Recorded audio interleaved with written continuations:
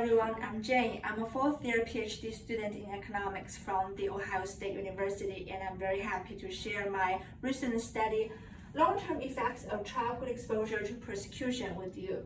In this study, I try to examine whether there are lifelong impacts because of your early life exposure to political persecution. I'm going to focus on human capital outcomes, marriage outcomes. In particular, I will also compare across different childhood periods, early childhood, primary education years, and young adulthood to see which period matters most. The institution background in this study is the class struggle period between 1950 and 1976 in China. During that period, people who were classified by the government as intellectuals, landlords, and capitalists would be massively persecuted.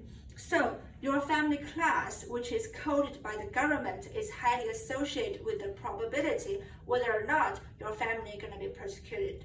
And people born in different years are going to have different length of exposure to this political upheaval in their early life. So we can use both the cohort variation, which is also the length variation in the exposure, and the class variation to identify the impacts by employing a simple difference in indifference strategy.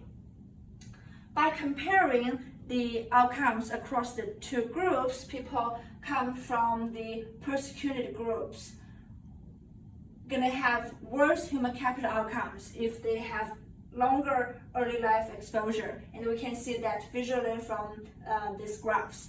And our point estimates also suggest that your early life exposure to this kind of persecution, especially in your early childhood period, gonna significantly reduce your later human capital outcomes, including education attainment, cognitive skills, and your income. And in the marriage market, with longer early life exposure to the persecution, you're more likely to marry a spouse who also has worse human capital outcomes, even though we can control both sides' family class. Interestingly, after controlling the education, we can see that with longer early life exposure to this kind of persecution, you are more likely to marry a spouse coming from the non-persecuted classes, even though your marriage happened after the persecution period. So, we do find the evidence that your early life exposure to the persecution is going to generate long-term outcomes.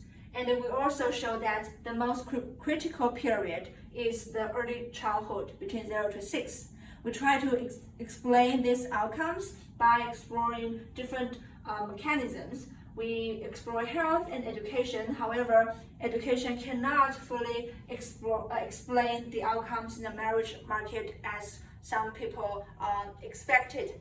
So we also tested psychological trauma and personal perception. So basically, that's all my study, and your comments and suggestions are very welcome. Thank you.